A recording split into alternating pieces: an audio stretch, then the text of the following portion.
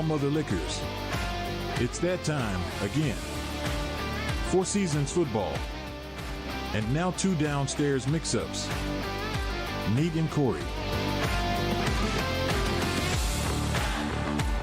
Oh shit! What's happening? Are we actually doing an episode again? Is that what? Does this still exist? I think so. I was gonna cancel. I was gonna cancel my Libsyn, get it off Spotify and iTunes. I thought we were done. We're still doing this, huh? Yeah, we're just gonna. You never know when we're coming back. I like that. I like that about us. I like how hard it is to really like bog us down. Really. Just keep coming back. Who knows when we'll be hiding in the bushes? That's not comforting to anybody. Why would you say that? I don't know. How are you? Welcome to Four Seasons Football, episode 8. My name is Corey. That, of course, is Nate. How the fuck are you, Nate? What's going on? We had a little break for a week. I did the little update episode where I read your takes as if they were mine. I don't think anybody noticed based on my incredible reading techniques. But we got the picks in, got those the week's results recorded, and on to another pretty good week of football. Yeah, I shout out to all my teams. Fucking we dog shit. No, like even the teams we picked right didn't cover. I mean, it was pretty bad for picks, but whatever.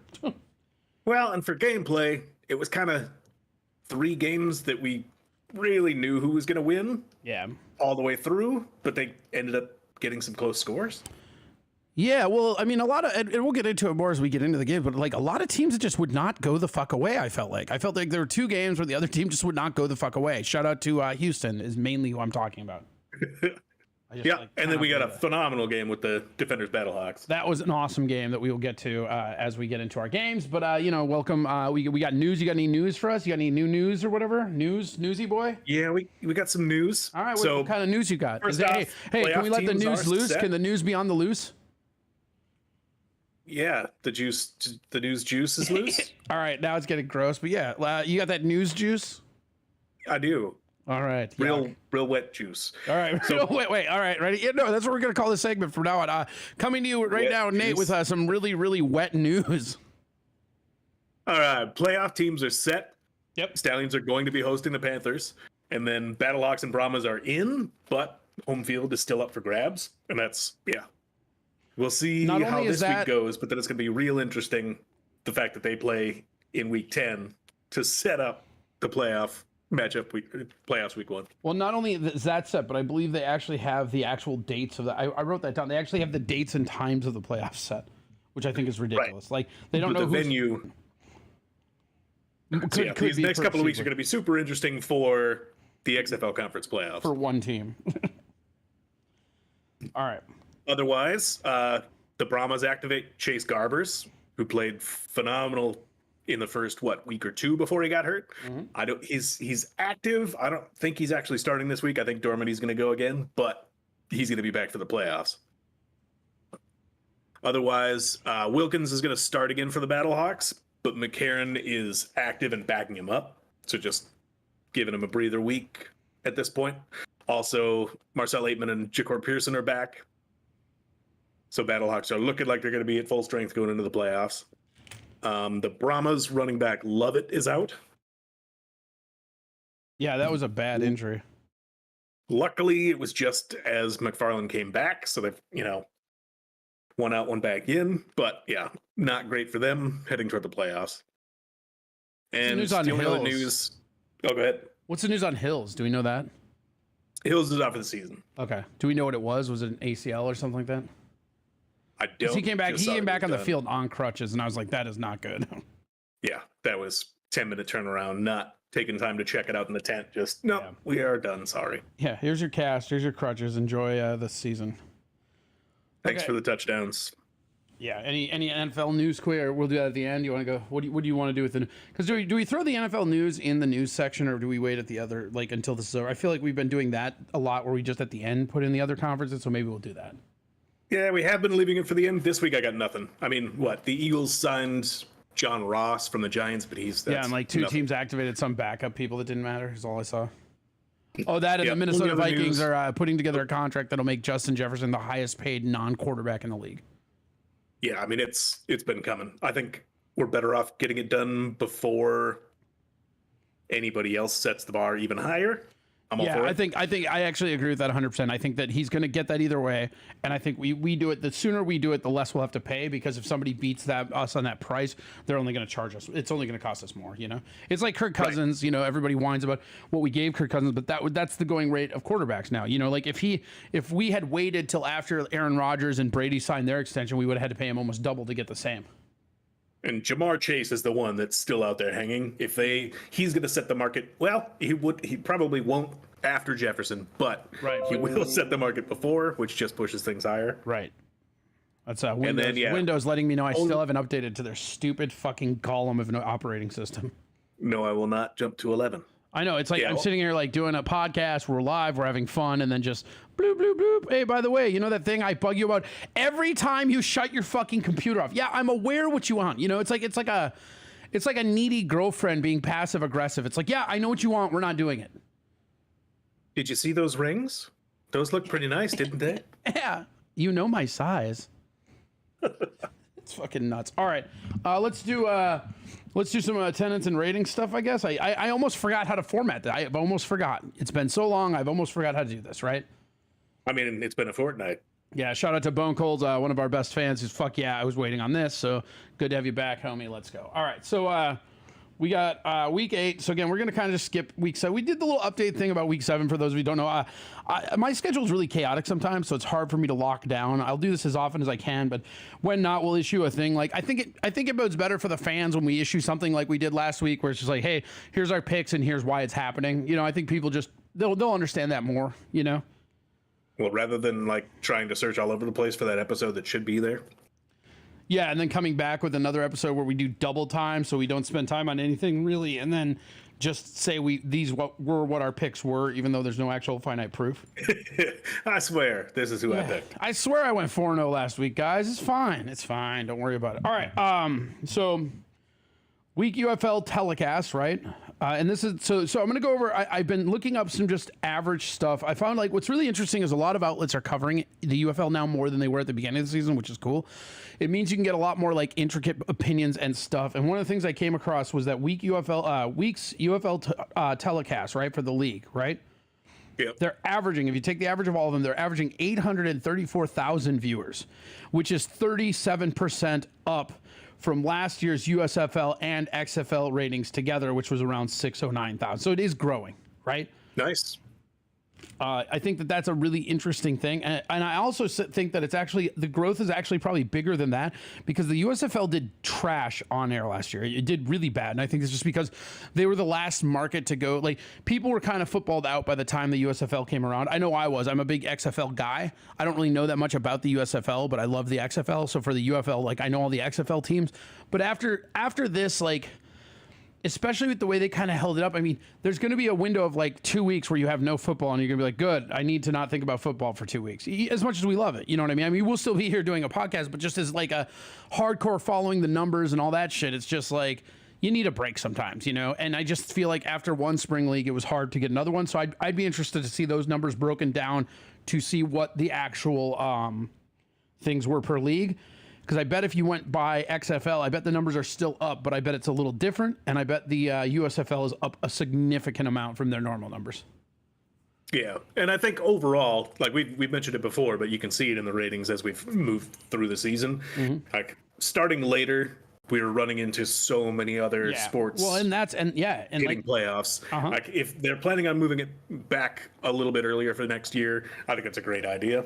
I mean, that's when the XFL started, and I think that's what they should have done. Because I mean, especially like right now, I mean, we're going to talk about this with some of the ratings, but I mean, like you're having like the night Sunday game went up against the Timberwolves Nuggets game 7, which was one of the most watched sporting events like ever. I mean, that ratings on the Wolves Nuggets were nuts. Everybody was watching that game, and it really shows in the. I'll show you. Okay, so we got here. Let's just do the ratings straight out then. So this is for let's do it. We'll do attendance quick because, well, I'll just run through the attendance real quick. But so we had in Michigan, they had 9,370, which is actually pretty good for them. Again, up a little bit for them, yeah. Yeah, you want to get right around the 10,000 cusp, I feel like that's what we need. And honestly, that was the lowest attended, which is kind of cool. So what's interesting is that even though the numbers are dropping ratings-wise, because people have all these other sports things, the attendance numbers are actually going up, which I think like fans of the sports, they're just like, oh yeah, let's go do this. And I think word of mouth is getting around that they exist. I know I have conversations with people all the time where I talk UFL, right? Yeah. And that's just kind of how it is. So we had that. We had Birmingham had 10,245. Again, over that 10,000, exactly what we're looking for, right? Nice. St. Louis had 32,403 people, but you know, it's St. Louis. What are you going to do? I think for St. Louis, weirdly, 30,000 is their cusp. If it's under 30,000, it's a disappointment for them for some reason. You know, like I think they've been pretty much over that every game. That's what I'm saying. But I'm saying like the 10,000 metric that we give out. I think for St. Louis, it's 30,000. You know what I mean? Like, yeah. And San Antonio had 11,395. So again, pretty good numbers. Even though the Michigan one is under 10,000, it actually is up from what they normally do, which is really cool. So even though the ratings are down, the attendance is up, and that's pretty cool. And then I'll show you the breakdown that I had for the ratings. So we had Saturday, May 18th, right? You had Panthers Showboats, and that was at 4 p.m. on Fox, and that got 73,000. And it peaked at one. See, this is what's really cool is I found now that they're carrying it, people are actually tracking the peaks of them. So I give you the raw averages and the peak, which is a trackable number I've not been able to get prior to last week. Because now that like actual like Sports Illustrated, ESPN, now that they're carrying the ratings, they actually are doing more numbers behind it, more like logistics. So for the first time ever, this is a pretty big moment, bro. For the first time ever, I can tell you what the peak moments were. Huh? Bring it on. I'm pretty proud of that. I don't know if you noticed that in the show prep, but that's what took me like an extra 15 minutes to look up. So don't worry about it. All right. So yeah, we had 673,000, 100,000 for the Michigan Showboats game, but it peaked at 1.05 million viewership. And that was around 7 to 7:13 p.m. on Saturday. And then the Houston Roughnecks had 254,000, which is the second lowest rated game of the entire UFL season. Yeah. Which seems fine to me. I mean, honestly, it makes sense if you think about it because there's no real anything. Like the Houston fans pretty much like don't care because they're not going to be in the playoffs, and Birmingham's basically locked up the number 1 seed, so nothing matters. And this is going to be something we'll talk about it more as we get in.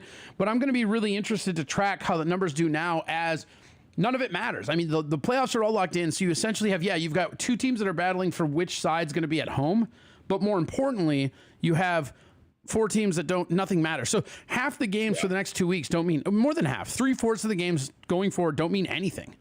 And that's going to be interested to see if that affects both the attendance and the fucking ratings, you know? It will. This one is a brutal time slot. Saturday night, 8 p.m. They were going up against the Thunder and the Mavericks that started at 8 and Canucks Oilers that started at 8. Correct. And our friend Bone Cold said the fact that the Battlehawks can draw 30,000+ with the Cardinals also garnering 30,000+ fans at the same time shows that Caw is the law. Yeah, that's right, because you also had the Cardinals going at the same time, also having about 30,000 attendance. Like the Battlehawks, whenever they go up against the Cardinals, are consistently getting about the same amount of attendance, which is fucking nuts. Crazy. Yeah. I mean, it's early in the season. I was going to say, I know it's early baseball, but it's still pretty cool. It does in fact show that Caw is the law. All right, so then we have the Defenders at St. Louis, Battlehawks at noon, which started. This is so fucking nuts, right? Its average was 1.1 million viewers on ABC at noon, which is awesome. And then the game peaked at 1.4 million viewers.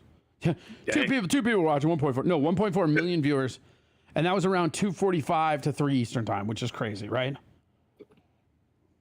And yeah, not a ton as much to compete with, but still, that's a great mark. Right. And then you had the Renegades San Antonio at 4 p.m., which got 545,000 views, right? And it peaked at, this is one of my favorite, it peaked at 803,000 viewers between 7 and 7:15. What happened at 7:30 on that day? Yeah, I don't know.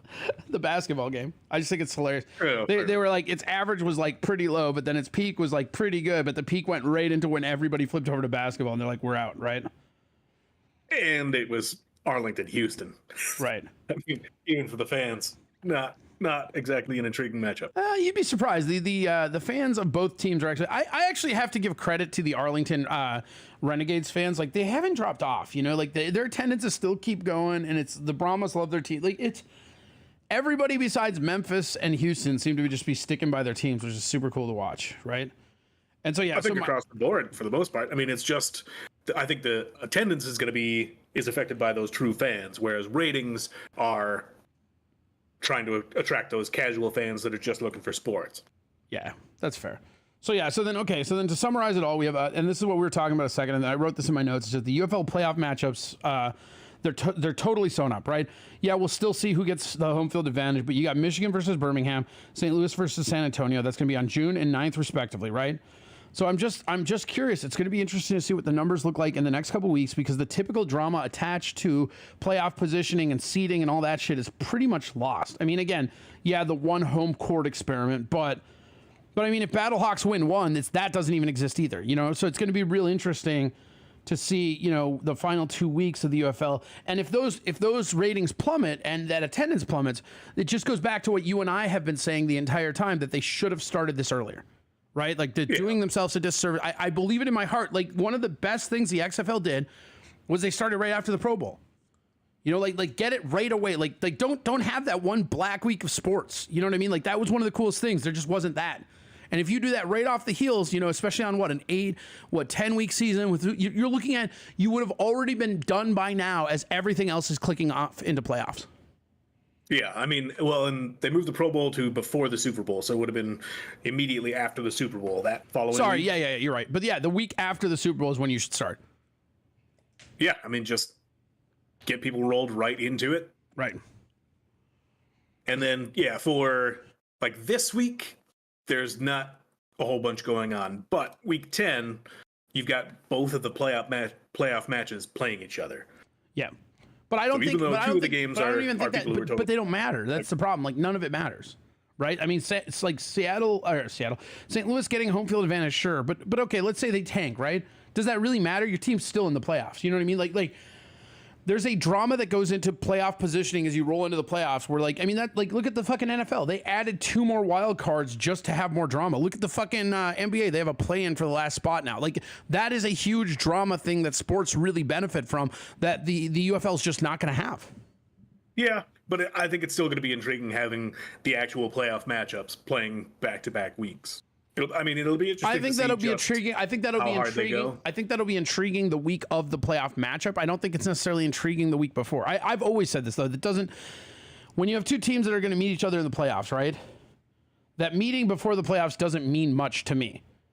And if you look across the board, or at least in my common memory, and again, maybe I'm just speaking out of turn, but in my memory, right, that matchup seems to not make any kind of difference. I've seen people win that matchup, win in the playoffs. I've seen people lose that matchup, lose in the playoffs, or win in the playoffs. Like, it's a meaningless game because it doesn't affect their playoffs. It's just like what matchups they can do. But what I see more often than not, and especially in like basketball, they're not even playing their starters. They're running different like fucking zones. Or in football, they're running different schemes. They're trying trick plays. They're doing shit they're not going to do when they play each other when it matters. So it just doesn't, for me, it doesn't hold much interest. Well, it's poking around, testing how those coaches are going to respond to this setup, how they're going to respond to this formation. I mean, it's not an interesting game. But then they never do that shit going into the next game. It seems like even if it works, I've seen shit work that they don't do again. It just seems like that week. It just seems like that week. It just seems like that week. It just seems like that week before is like a weird mid-season fucking preseason game to me. Yeah, it's a weird one, but I'm still going to be intrigued to watch those games. Well, that makes one of us. I mean, I'll still watch them because, you know, whatever. But I'm kind of sad that like a lot of the cool parts about the playoff amping up is gone for me. You know, like I'll still watch them, and obviously cause the law. I'll support my fucking Battlehawks, but the actual intrigue of it, like. Yeah, I guess it'll be cool to see the Hawks win, or lose, get, home field. That's interesting. But beyond that... Well, and like a team like the Stallions, they don't seem like they're going to take their foot off the gas straight through. Yeah, but okay, the Stallions are a good example, right? So like they'll probably just play a game with like Coral to rest Martinez, and none of that'll matter because they're not going to play him going into the playoffs. I don't know if they're going to. Like, they've been...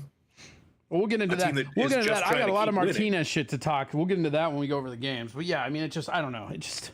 We'll see. Maybe I'm right. I mean, you know what? Honestly, now I'm intrigued to see which one of us is right. Now I'm intrigued about that. Now I'm more intrigued to watch the future episodes of Four Seasons Football than I am the UFL, and I hope our listeners agree. Huh? Let's see what I did there. Pretty good promo, right? Just to make sure you can prove me wrong. Well, we will see. Yeah, I don't know. I mean, whatever. We'll see. It's not even a prove you wrong thing, but it's just that, like, at least you and I having dissenting opinions gives us something to talk about, you know? Yep. All right. Well, let's should we head into the little fucking summaries of the games and shit, or recap? Yeah. So we got DC versus St. Louis. That's my first up here. DC was trying to keep the playoff hopes alive. It's a big deal for them. Yep, and the super beat up Battlehawks. No McCarron, no Pearson, no Aitman. I mean, are we really that beat up? Because that Wilkins guy looks awesome, right? I mean, God, that was like, it was so funny to watch him just. I have this here, and I thought this was really funny. Where did I put it? Yeah, within 18 minutes of the game, Wilkins had more rushing yards than McCarron had all year.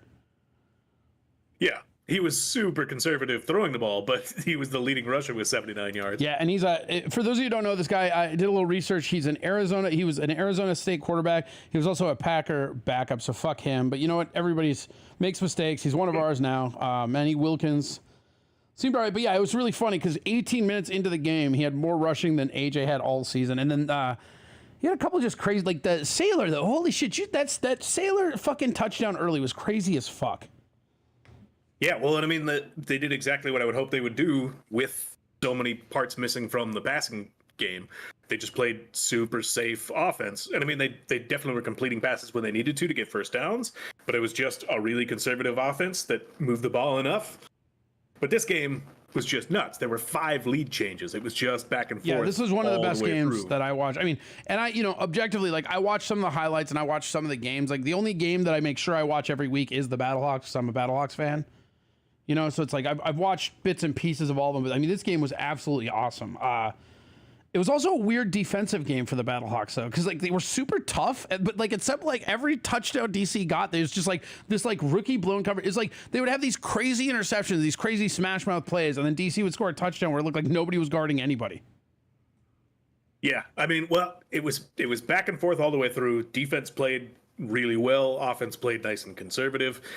This one really came down to defenders' mistakes. Yeah. Because there was Teamu threw 2 picks, both of which led to a field goal.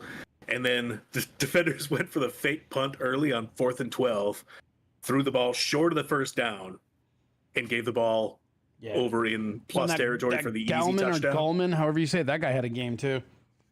Yeah, I mean, he had the tackle on that play. Yeah. That's what I'm saying. Like that tackle, fuck. And then when right after the defenders actually late game took the lead, it was 21-20 with 4:55 left in the game.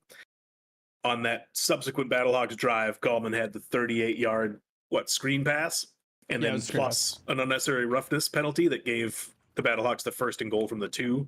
I didn't like the penalty, but I understand it. I thought it was kind of a like letter of the law fine, spirit of the law bullshit. Yeah, I like the result. I mean, yeah, I loved the result for sure. So.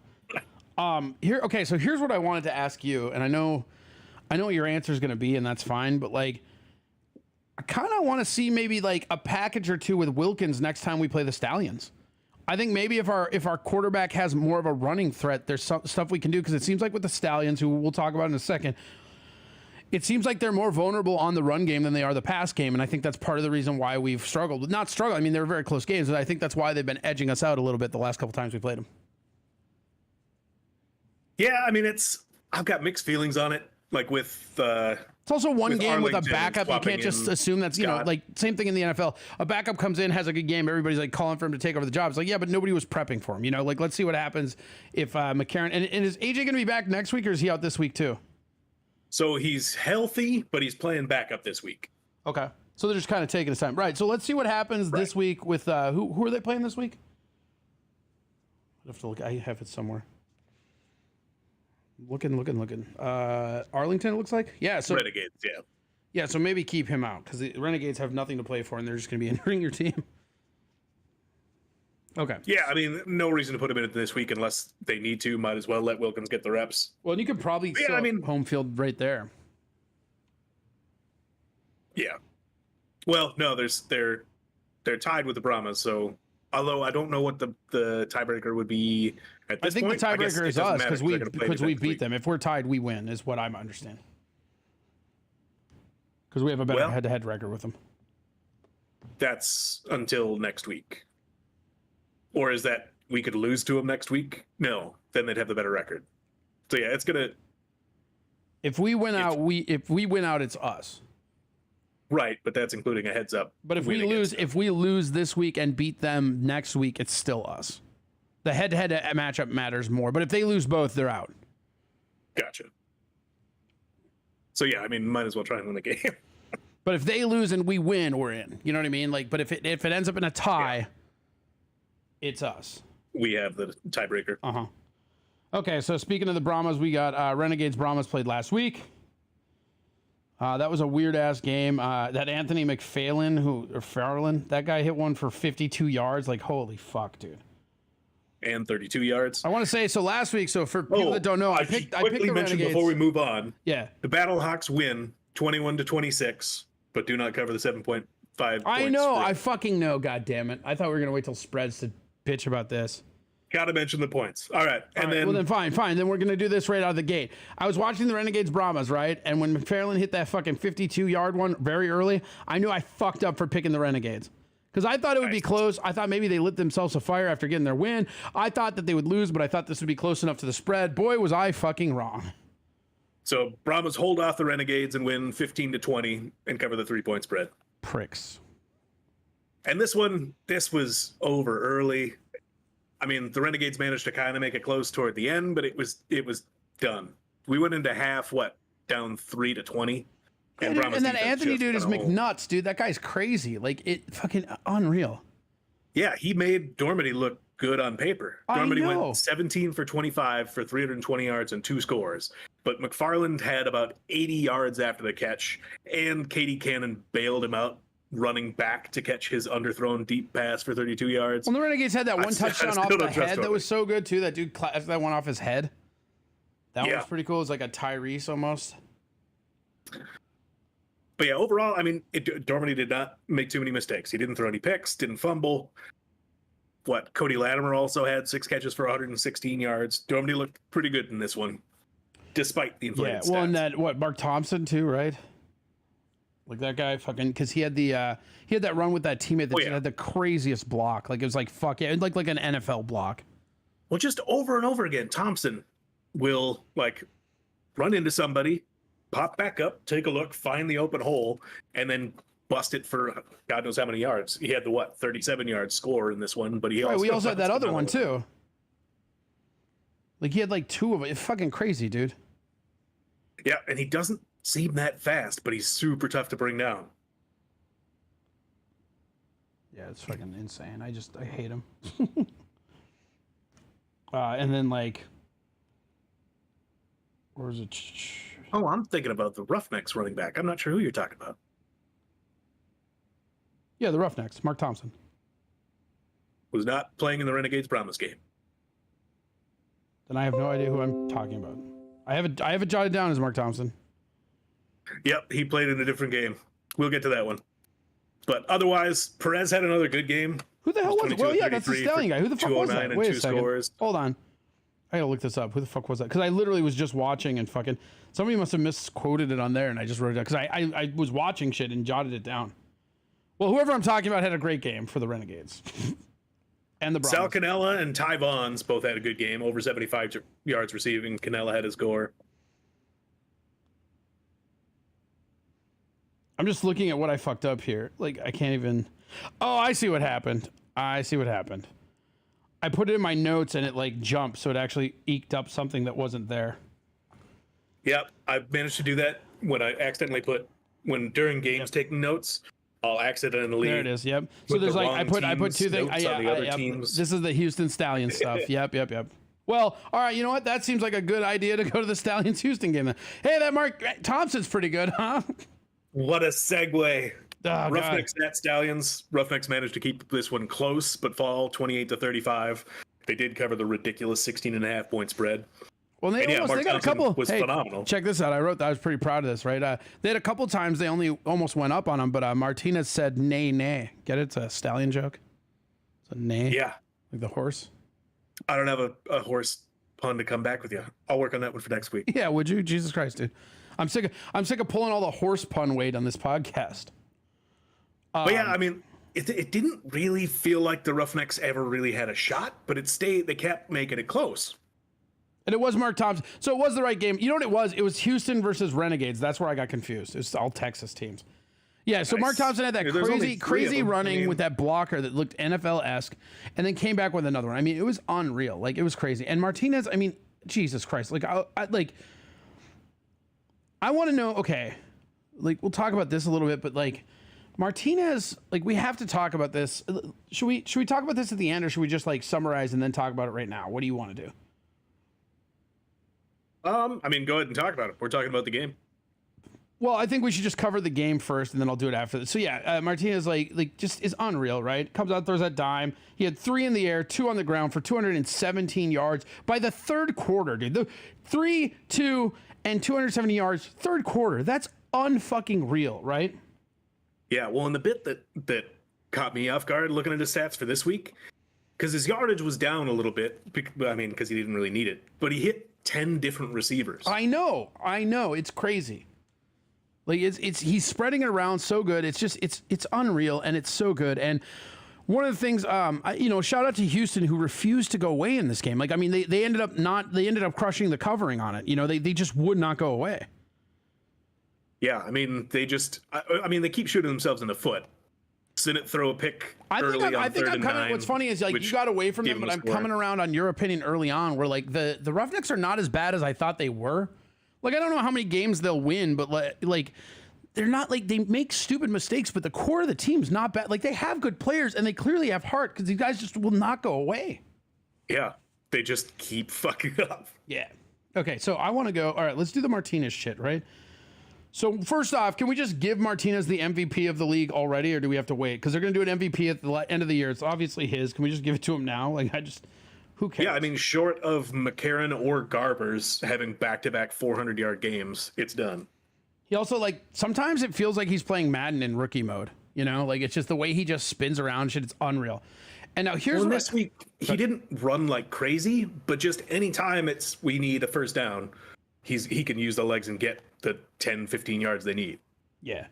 And then the other idea that I had that's interesting is he's talking about wanting to go to the NFL, right? And it would be interesting to see. So this is what I'm really interested at looking at as we go forward, is that, you know, if he can go to the NFL and become, like, it doesn't even have to be an elite, but like a proficient, like, let's say top 15, maybe even top 20, like, NFL quarterback, right? I think that cements a lot of legitimacy for the UFL as a league and the whole, you know, because how much of this is the count? Because what he's doing seems to me like anybody in the NFL would crush it, personally. Yeah, I mean, there has yet to be, at least in the modern spring football era, somebody who jumped to the NFL and became a star. Right. There's plenty of serviceable people who have bounced back and forth. Well, and there's also stars that were in the NFL guy that came down and played spring football, like, you know, Ben DiNucci and McCarron. Again, not saying that they're the best, but, like, those were proficient NFL quarterbacks at one point. Yeah. But, like, there's no Warren Moon, there's no Doug Flutie, there's not the guy that came from the CFL. Right. And I think, and actually excelled in the NFL. Right. And I'm not saying he could or couldn't be, but I think it would be good. But now here's what I really wanted to talk to you about when it comes to him, okay? And this is kind of an abstract thing, and maybe I'm fucking stupid, but here's something I'm thinking about, right? Why haven't the Stallions traded Coral if they're going to roll with Martinez, right? So hear me out before you say whatever your response is going to be, okay? Normally, on a franchise, when you go back and forth and they were trading reps with the quarterback, fine. They're not doing that now, A, right? B, you don't want to give him to a competition, maybe, unless you can get some pieces you need, right? Which they could use some stuff on defense, and another weapon wouldn't hurt them either. But here's my main thing, right? With these spring contracts, you have no idea who's going to be retained, who's going to go up to the next league, who's going to even, like, come back, who's going to, like, so there is no incentive to just hold on to players like they do at the NFL. And it seems really weird to me that they clearly have decided Martinez is their guy, but but they're sitting on a guy who could go to another team, get them something back. It just seems really weird that hasn't even been talked about. Like, my take is Skip Holtz wants to dominate this league like he did the USFL the last 2 leagues. They want Corral around in case anything does happen to Martinez. I mean, okay, but I guess. I mean, the incentive is there for Corral to want to go to a different team and get more playing time. But for the team themselves, there's none. Why? They can hold on to him and make sure they've got that insurance policy, make sure that they fill those seats through the playoffs and get those. But it's like another elite running back or wide receiver or fucking DN. Like, that's not gonna that's not gonna assure you win it more than having an incentive backup quarterback. I just because even if he's in there, I'm not sure that he's gonna play like. I mean, I think Martinez is clearly better than Corral at this point, right? Absolutely. And I just don't think that we can count on Corral to play like that should something happen where he does come back type shit, you know? So where's the incentive?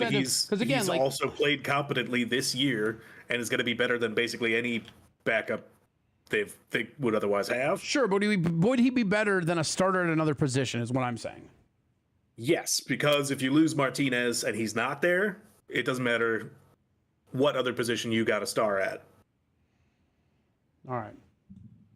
I don't know. It just seems weird. I get what you're saying, like the incentive. I get that. It just seems weird because you could trade him to a team that's not even in it, and you probably couldn't right now. But I'm saying a couple weeks ago or a week ago, right? Right now, nobody cares, you know, because they're not gonna one. You're not gonna trade it to the Battlehawks. You're just not, right? You're not gonna trade and he's not gonna want to go to fucking Arlington or fucking Houston, who could use him, and Arlington can't even use him anyways. Arlington, for all the problems Arlington has, quarterback is not one of them. No, and I mean, Cookus isn't terrible. Sinnott ain't great, but I just think it's weird. Like I said, I would think if it were the NFL and they could trade draft picks and they were long-term contracts in play, there's a lot of other motivation to make that trade, but they've got no extra motivation to move him and pick somebody else up. I just think there's players they could get for him, but yeah, I guess you're right. I don't know. Agree to disagree, but I respect your opinion. I wanted a different opinion on it. It just seemed weird to me. I'm because the way the UFL works, you have no idea if your players are even coming back. Yeah. It's not like the NFL where you have people locked down in contracts. So if you don't want to trade them this year, you're going to have them for 2-3 more years, and then you can think about it. You know, and part of the thing about the spring league is with those limited contracts, you'd think it would be just fucking trade fire, you know, or at least I want it to be. Yeah. I mean, just plug those holes, swap people around. Yeah. I just think I think just holding on to him for these last 4 weeks is enough motivation to not trade him. Yeah, I mean, I think at this point, it's too late to do that anyways, you know what I mean? But I just think, you could have done it. I think you could have gotten away with it last week or the week before. And I just think, I think that the Stallions have known for a while that they weren't going back to Coral. Yeah. The other thing, though, is they're not losing. They're not showing a glaring weakness. There's not that obvious hole that needs to be filled.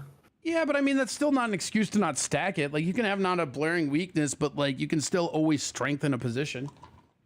I mean, shit, go out there and get Jake Bates, bro. Yeah, I guess that's the other bit is there another team that's so desperate for a quarterback that they would give up a star player elsewhere? I mean, I think the Showboats could use one. I think the Roughnecks could use one. Maybe Michigan, but yeah, I don't think the Brahmas would give up much for it. I don't think they'd trade with St. Louis, and Arlington clearly does not, right? So yeah, I mean, I guess that's fair too. Is that there might not be enough trade interest or whatever.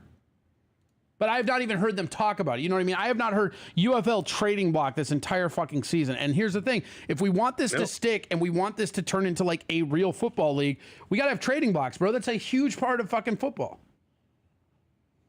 Yeah. I guess the other bit is, with the season as short as it is, there's enough shuffling around with each new season and the drafts. But yeah, I would love to see people trading around. I just think it's, I mean, whatever, fine. I hate you. All right, let's go down to our next matchup was Memphis versus the Panthers. Not a lot to say here. Hills got injured. Tom Brady was there. Otherwise, whatever. Panthers win 18-24. Cook to but the Davis. Showboats did cover the 9.5. Cook to Davis was awesome. I'll say this too. I'm starting to think Davis might be the most underrated wide receiver in all the UFL. Yeah, he's been playing great. Keeps finding the end zone. And you never hear 86 about yards him. for You 2 scores this never week. hear about him. I mean, you've heard about him in my fantasy lines. I mean, yeah, that's why people are fucking picking up your shit and putting him over. I mean, but I'm just saying, like, aside from you, anybody that I hear talk about anything UFL, you never hear about him. And even on like the websites of like power ranking players, he's never on there. But he just like, I watch it and I'm like, God, this guy is really good. And honestly, I'll give you credit too, Nate. The only reason I even know who he is because you've been talking about him, you know? But I haven't heard you say that he's playing perfect, huh? See what I did there? Huh? No, and I think, I mean, a bit of it is the fact that he's on No. Showboats and they've been terrible. Yeah, I mean, that's fine. But he's playing against the Panthers and he played perfect. You don't get it? I do. Okay, all right. Well, I mean, you really no-sold the horse pun. I thought maybe I could win you over with a cat pun. Didn't not so much though, huh? All right. All right. Other news, Bates missed his first home kick all year from 51. Yep, missed a 51-yarder this week. Which is fine. I mean, I'm just glad the kid looks human, you know? I mean, it happens. When he's still overall doing great. We talked about that a little earlier, but that Hills injury is fucking nasty. I did not know that he was gone for the season, but I even put in my notes, I bet he's out for all season, which I did not know. Yeah. And I mean, luckily Colburn stepped up and played well. They definitely ran the ball with him. I mean, this was Panthers all the way through, and they ran the ball like crazy. I think he had 23 carries for 93 yards, 24 carries, and the 2 scores. But really, so in the first half, the Showboats basically had 2 successful plays. There was the Cookus to Davis 65-yard touchdown, and then a 32-yard pass to Sage Surratt to spike the ball with 13 seconds left and kick a 55-yard field goal to make it 9-18 at the half. Second half, Showboats were able to drive and get Davis's second score. But yeah, really, this was Panthers got on top and ran the ball like crazy, and that was about it. All right. Well, there we go. I mean, that's pretty much it. So I guess we should go into our fucking power rankings and then picks. Yeah. I mean, hard to not put the people in the playoffs in the power rankings, right? Yeah, I've got those 4 in those 4 spots. I've got Stallions 1. Here, you do it because I bet our shit's looking very similar now. I really do. Yeah. I actually, you know what? Actually, hold on. I have Stallions first now, and it's the first time I've had them there all year. I've known that they were probably the best, but I just wasn't going to own up to it until they beat the Battlehawks twice. So if we had a show last week, they would have occupied the 1 spot then too. But for the second time in my week thing, Stallions are 1. Go ahead. I'm pretty sure we both had Battlehawks 2. Battlehawks are 2, correct. The third one is where I get real interested. I've got Panthers at 3 for the moment. I have Brahmas at 3, Panthers at 4, but I'm not convinced of it. So I've got the Panthers there at the moment because even with rotating 3rd and 4th quarterbacks playing, they just keep getting it done. And I have them on 4 because they're on their 3rd and 4th quarterback. Yeah. And so Brahmas, if Garbers comes back, because he really did play well early, and Dormady is, in my opinion, kind of the biggest question mark on that Brahmas team. Mm-hmm. If Garbers comes back and is what he was, I absolutely think San Antonio is better than the Panthers. Yeah. But that's still a question mark for the moment. What's really interesting, and it's kind of cool, is that with the playoffs, like, yeah, you can have all the seeding orders and all that shit, but, like, you have the best teams playing each other in the playoffs, which is really cool. You know, like obviously DC is the one that was up and down on the way out, but I mean, you have 3 fucking teams that were 1-7, you know, like, it's kind of cool. And also, here's an interesting idea I had too, right? If we're only picking 4, right?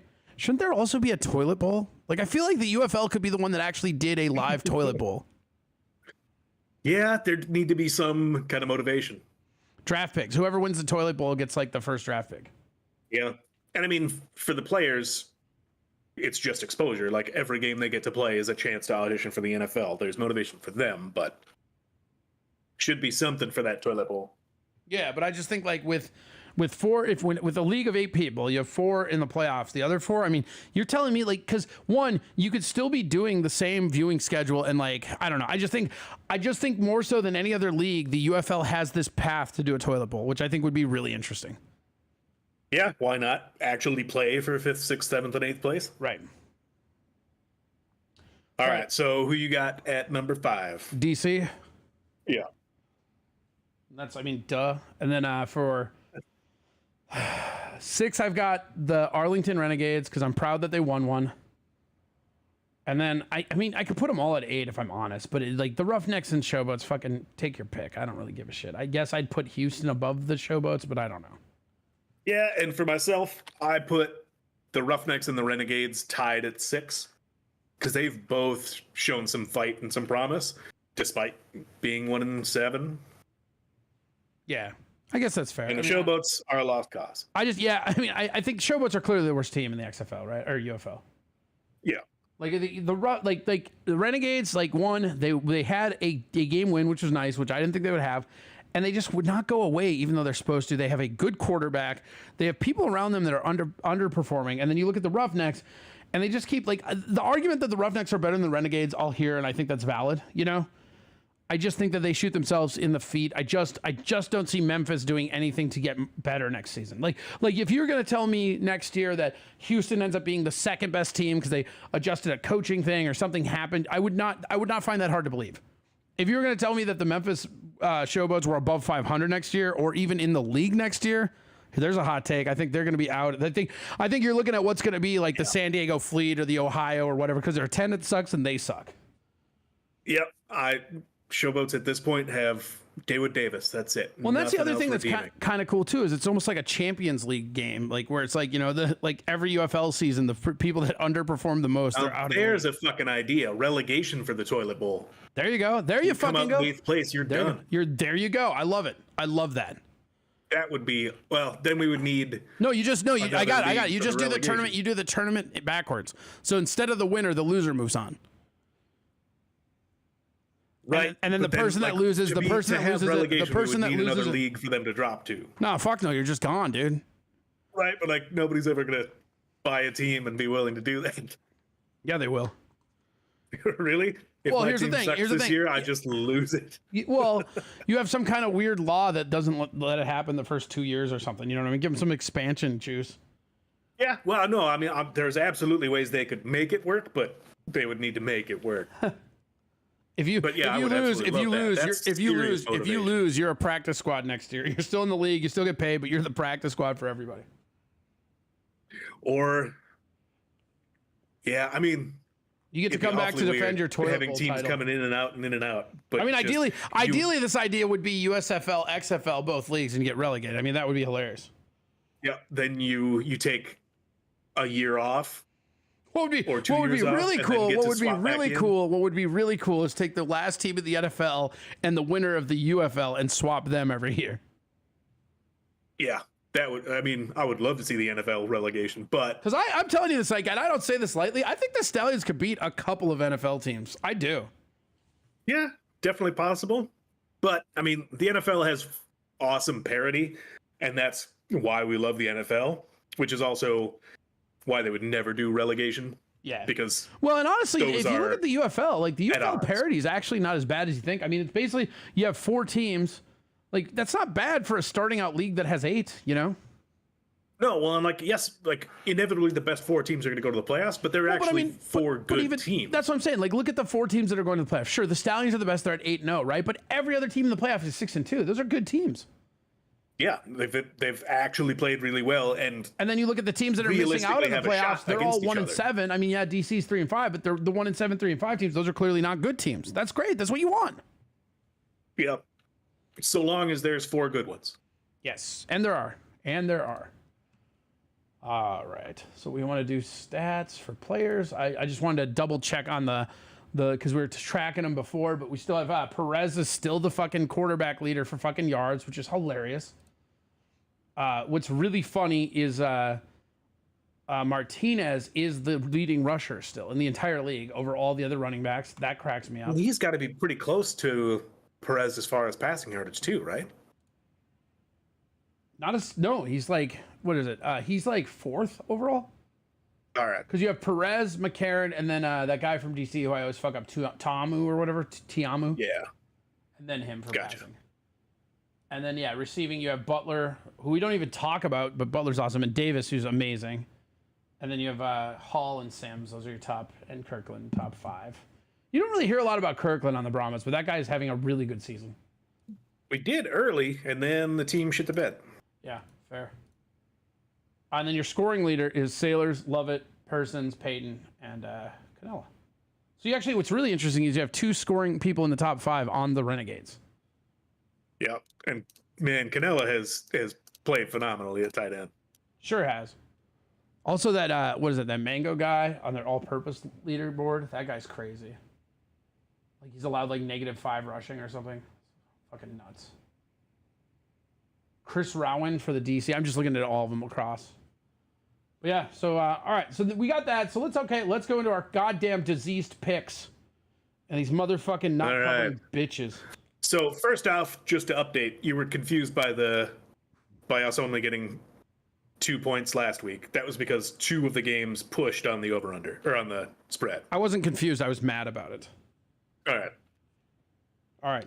So last week. So okay. Well, let's do week 7 and 8 then. Like, so what was our? What was our standings going into this week?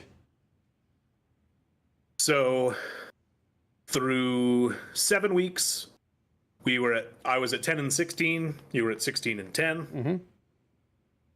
And then with this week's picks, I went 2-2, and you went 1-3. So I got fucked by cover. See, we both picked the Panthers minus 8.5 and missed. We both picked the Stallions minus 16.5 and missed. We both picked the Defenders plus 7.5 and hit. And then the difference being I took the Brahmas minus 3. You took Renegades plus 3. So I will never do again, as God is my witness. I should have never done that. But 1, I didn't want my picks to be all the same as yours. And 2, I thought the Renegades like had learned something. Boy, was I wrong. Boy, was I fucking wrong. I mean, they were within 5. It wasn't far, but like within a touchdown over the field goal. But so through 8 weeks, I'm at 12-18. You're at 17-13. I'm at what? 17-13. That's not bad. It's over 500. I'm okay with it. Yeah. I'm still hoping to fight my way back, but we're into the games. So it's just absolutely baboonery the way that this fucking shit plays out. Like I can't wait till the NFL rolls back around and people can understand I'm actually pretty good at pick spreads. Yeah, I mean, it's both a whole lot of question marks with these teams, but also the spreads have been just nutty. I mean, Vegas always knows what they're doing. Yeah. Well, and that's the other thing you can see with the UFL is, I don't know if you've noticed this, but in the last 3 weeks, the teams have been covering less, which Vegas is understanding it. Because that was actually the thing that, early on, that was the time to bet because even Vegas didn't know what to expect, Yeah, and I guess, well, early on, I was fully clueless and just kind of guessing. So was Vegas. All right, so week 9, first on the slate, Battlehawks at Renegades plus 3. Battlehawks all day. Yeah, Battlehawks minus 3. Caca! No question. They proved they could do it last week without McCarron. They got a couple offensive pieces back. They're playing the Renegades. Yeah, I don't see this being an issue. This next one's juicy. Second matchup, Stallions at Brahmas. Brahmas are getting plus 8.5. All right, this may shock you, but I'm going Brahmas.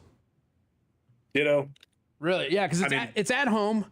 And like the Brahmas actually, like for all their games, they haven't gotten blown out all that much. And they keep games real close. But here's the thing. I kind of low key think the Brahmas might might beat them. Like it's going to be, if the Stallions beat them, I look for it to be really, really close. Yeah. I mean, the Brahmas defense has been phenomenal. Especially of late. And especially against the run game. They're not going to be able to do that Martinez shit to them. Like they just aren't. Yeah, I mean, they're just absolutely going to put up more of a fight than the teams that the Stallions. Well, I mean, they played the Battlehawks 2 weeks ago, but right. But the Battlehawks don't have as good of a run defense as the Brahmas do, in my opinion. No, they have the best defense in the league, but not as good a run defense. Correct. But yeah, I expect Brahmas to keep this one close. I mean, it's always possible. Stallions go nuts, but I don't. Yeah, I expect this one to be within a touchdown at the very least. Same. It also helps that it is at the Alamo Dome. Yeah. All right. DC Defenders at Showboats. Showboats are getting +5. See, now this one is my toughest one, like, to pick. Because I would go with the Showboats at home, but I just don't trust them. But the Defenders have been kind of fucking, like, melting a little bit. And they're in a point now where nothing matters. So it could go one of two ways. It could be playing harder or playing less. I think Memphis doesn't want to end the year with 1 win, and I think 5 at home is a lot. So I think I'm going to go Showboats, but only to cover. I think DC wins this game, but 5 points is a lot at home. Maybe. Might not be. At UFL. Who knows? All right. And yeah, I'm taking Defenders -5.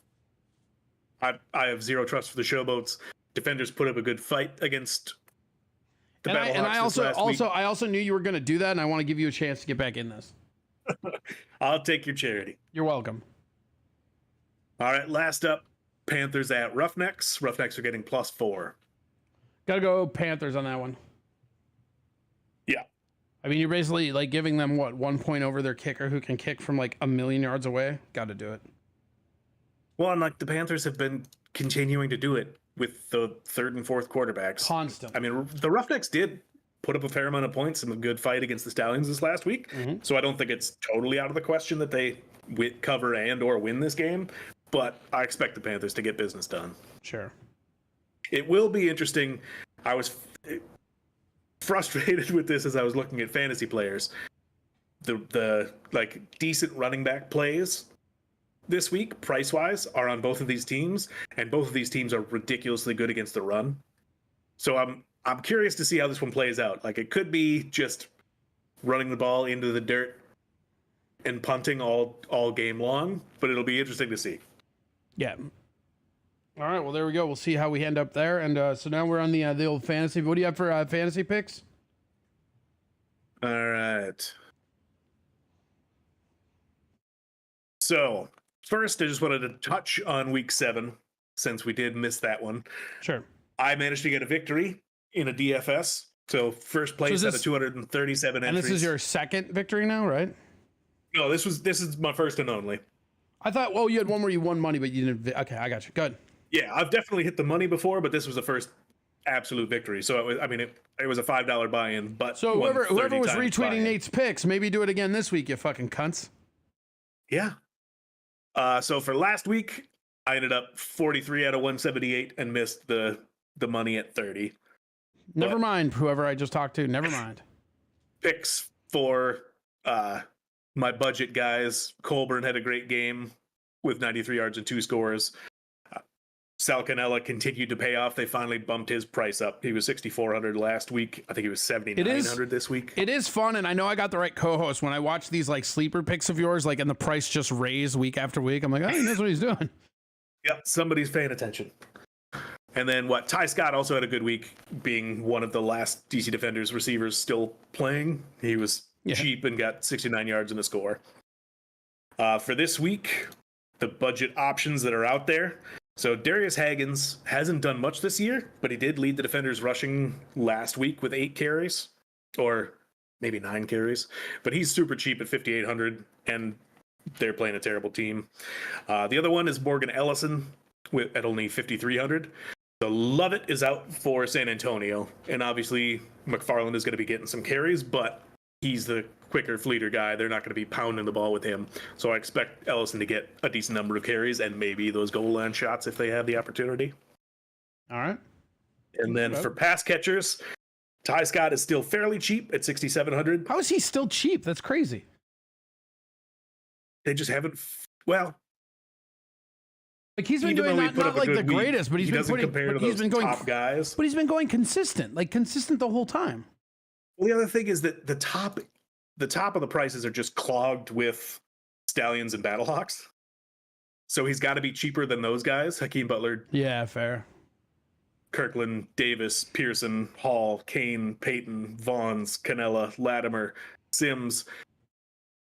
He's just being forced down by those guys that have done more prior, but still have a lot more competition for balls moving forward. Yeah, another guy is Kiki Chisholm, who went 7 of 10 for 80 yards last week. He's only 6,200. And lastly is Devin Gray, who super cheap. He's only $5,000. He was 6 of 7 for 84 yards last week, and was working with Lewerke and Perkins under center. But it seemed like Sims got beat up last week, so I think that may have been why he got more targets. He is number 4 on the depth chart, so I mean that's if you're desperate for that one super cheap option, shoot for it. But otherwise, probably not going to perform. All right. Well, there you go. Anything else? Those are the budget guys for the week. All right. Anything else? No football. We don't have any football news because we covered it before and there was none, right? Yep. Nothing interesting going on in the NFL at the moment. That's why we're covering UFL, baby. Fuck the NFL. I said it. What?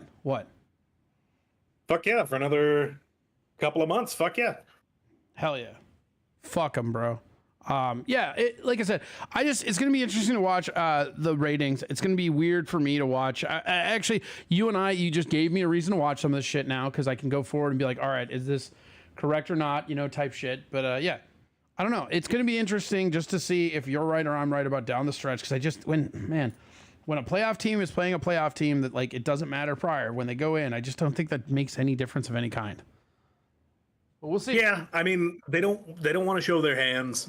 But they've still got to play the game. They've still got to get. They don't. They can do like a gadget play that they might run, but they never do, and they're not going to show their hands. So it's like fucking who cares, Right. Or yeah, does that mean? But then that backups stacked against all the playoffs they're up against. One, it's why you and I keep saying they should start earlier. But two, it'll be really interesting to watch because that's if I'm honest, that's what's more interesting to me going forward next week is to see what the ratings are versus the games. But now it's just like I'm in to see if you can win another fucking DraftKings fucking title and to see if I can beat you on picks, The other bit, I think the rosters are a little too shallow to actually do it, but I would love to see the teams just play all backups and actually play hard. Well, and try to win, actually but with the I kind of look like that for Birmingham though. Like if you're Birmingham, like why not just run Coral the next 2 weeks? Fuck it. Yeah. Although I don't know, then you get into the whole like ring rust argument. I don't know. I don't know what the right answer is. I just know it's fun. Almost as fun as sitting here and talking sports with you and having everybody watch. Anything you want to tell these guys before we leave? No, sir. Just enjoy some football and caca. Wait, we forgot the mailbag. Not that there is any mail, but we forgot the mailbag, and we forgot to tell people where to find us. You can find us at FourseasonsFootball.life or wherever you cast pods. Spotify, I think we're on iTunes now. Can't confirm that for sure. But if you want to get a hold of us, if you have anything you want to tell us, you can go to FourSeasonsFootball@gmail. And also, we have a Four Seasons Football subreddit. We also have UFL Meme Wars with an S subreddit. And we have the same guy from the week before. What, another no episode? Thanks, dicks. So there you go. That's the only... Gotta keep you on your toes, man. All right. Well, at any rate, cause the law, and we'll see you next week. Caca! There it is. Can I get one with a little more heart in it? No. Fair.